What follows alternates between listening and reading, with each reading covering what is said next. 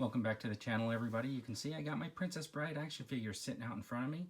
They are pretty decent overall. I do have some complaints. I'll go over those when I talk about each figure individually.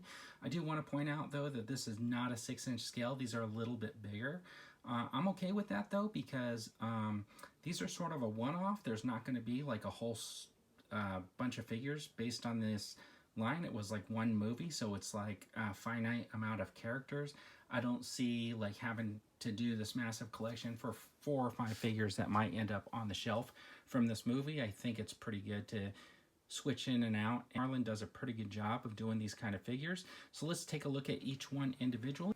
So this is Inigo Montoya, and I think he looks really good. The outfit and everything. And the articulation is good. I mean, he's got like a double jointed knee. He's got like a double jointed elbow. He's even got this like special little hinge inside his shoulder, which helps him get a little bit more flexibility, so you can get a little bit more than 90 degrees. Now the thing is, his hair's stiff right here, so he's not going to be able to like look up or anything like that, but he does get around and he does have that look. And he comes with his sword, which is very elegant and looks fantastic. But he doesn't come with any place to put his sword, so he has to basically carry it around the entire time. He has no way to sheath that sword.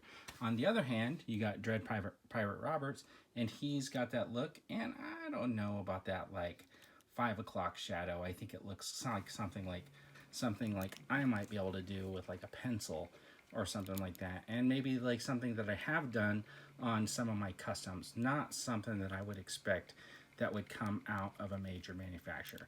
So he does come with a sheath, but as you can see, it kind of rotates, so it's kind of weird the way it sits in there, and if you look at it, it bends the sword. So if you want it in the sheath, it's going to end up bending the sword, and eventually I can see that just breaking. So that's not a really good situation for that. It looks really good, but I don't really think that he's ever going to be sitting there with a sword in the sheath, because I can see like a permanent bend happening in that. And then you got the Princess Buttercup, and she's the one that she comes with like soft goods in her like dress here, but the rest of this is like a plastic piece right there. But this is soft. This is kind of like a flexible rubber, and she has a double jointed, even though she has this piece, which is kind of nice. And you can see that little flex in the shoulder gives some good articulation.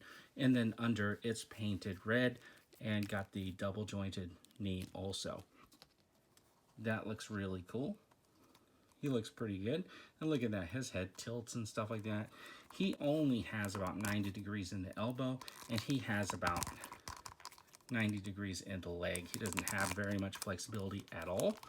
But this is not a soft goods, this is like a plastic, but it's got really good feel to it.